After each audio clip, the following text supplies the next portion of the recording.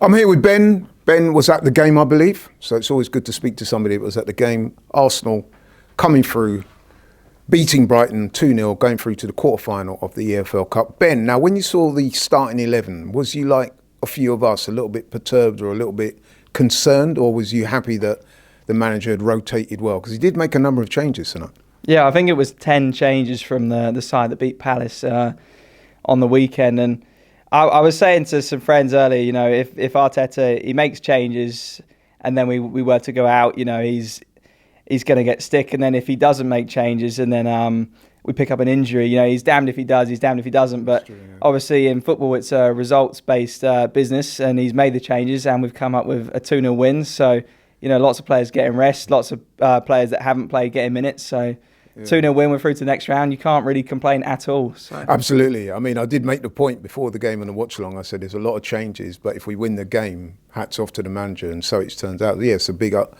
to the manager. First off, though, from where we were watching, I mean, you were in the ground, you'll tell us what you saw. But it looked to me as if Brighton actually made a better start. They looked a bit sharper. They were winning some of the duels, and they just seem to have a little bit more intensity about them than us. Is that how you saw it in the ground, or what? Yeah, definitely. I think I was saying to someone next to me that I think in that first half we conceded more shots on target than we conceded in the last month. So, I mean, to an extent that's to be expected. With 10 changes made, these players that haven't played together, and as I said, 2-0 win, and that's the main thing, really. Because there was an argument for saying that Kepa kind of kept us in it, because the 2 1-on-1s, especially the second one, looked a bit precarious. Yeah, honestly, from where I was, I think arguably he's man of the match, really, because one of them they went wide, but to an extent that's down to him being in the right position and putting big pressure, as you said, by closing him down. And the other one, he's made a fantastic save. That goes in. It's a completely different game. We're 1-0 down. We got it all to do, and obviously saved it, and we go on to win the game 2-0. So he's got to take big credit. And I was saying, £5 million for Kepa. I think that's as much as social media went, Chelsea reject, blah blah blah. £5 million for a Prem-proven.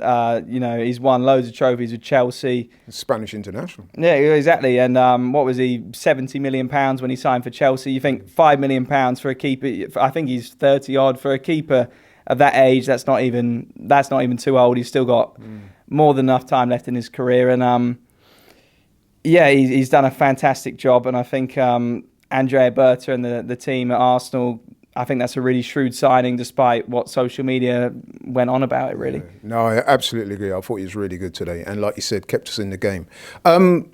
Moving a bit further up the pitch, I thought some of the other guys weren't quite hitting the mark in the first half. Your Norgards, people like that, even Wanyeri. There's one or two that weren't quite on it. But I think it's fair to say, though, that there was one guy that stood out in the first half and in the second half to when he came off, Max Dowman.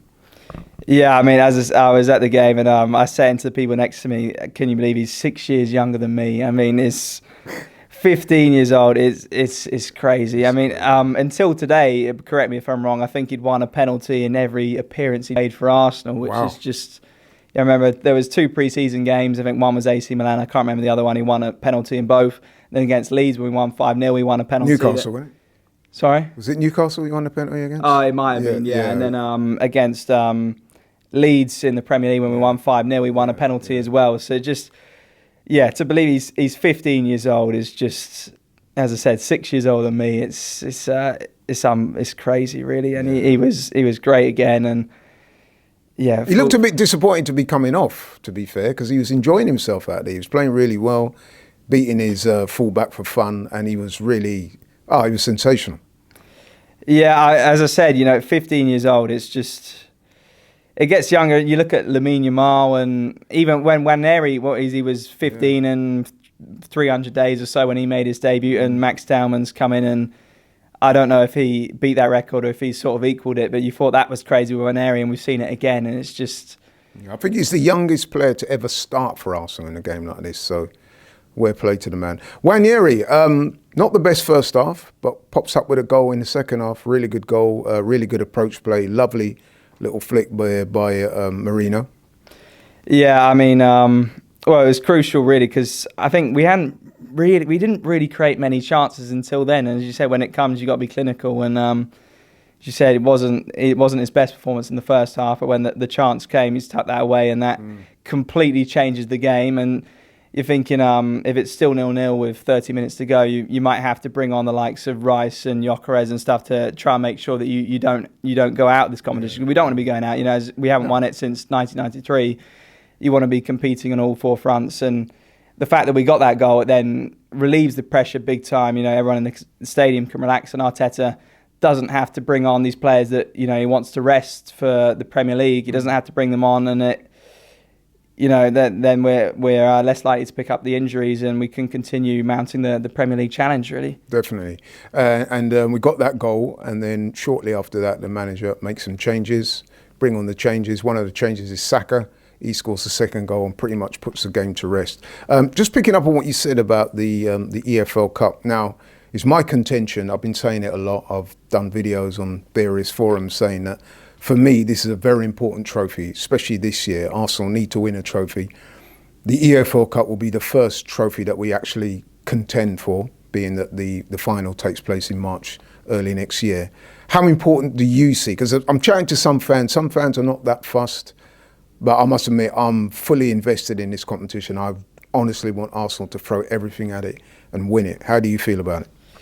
Well, I think out of the four, the Premier League, the Carabao Cup we just talked about, the Champions League and the FA Cup, it probably is the least prestigious out of the four, but it is the least prestigious out of the four. But as you said, it is really important to finally win a trophy. We're not really, the Community Shield doesn't really count. So it's been, last time we won a trophy was 2020, that FA Cup. So it is important to get that on the board, and you certainly don't want to be going out, because even then the momentum, and that will derail the atmosphere around the ground. You want to stay in it, and I think it is important. As I said, out of the four, it's not the most important, but you want to be competing for all these, and you want to be competing on all four fronts, especially the squad depth that we got this summer. And I just wanted to touch on what you said about the substitutions. I mean, how good is Arsenal's squad depth when you can bring on Timber, Saka, and Gabriel off the bench in the 60th minute? I mean, and we brought Rice on as well. Exactly. So I mean,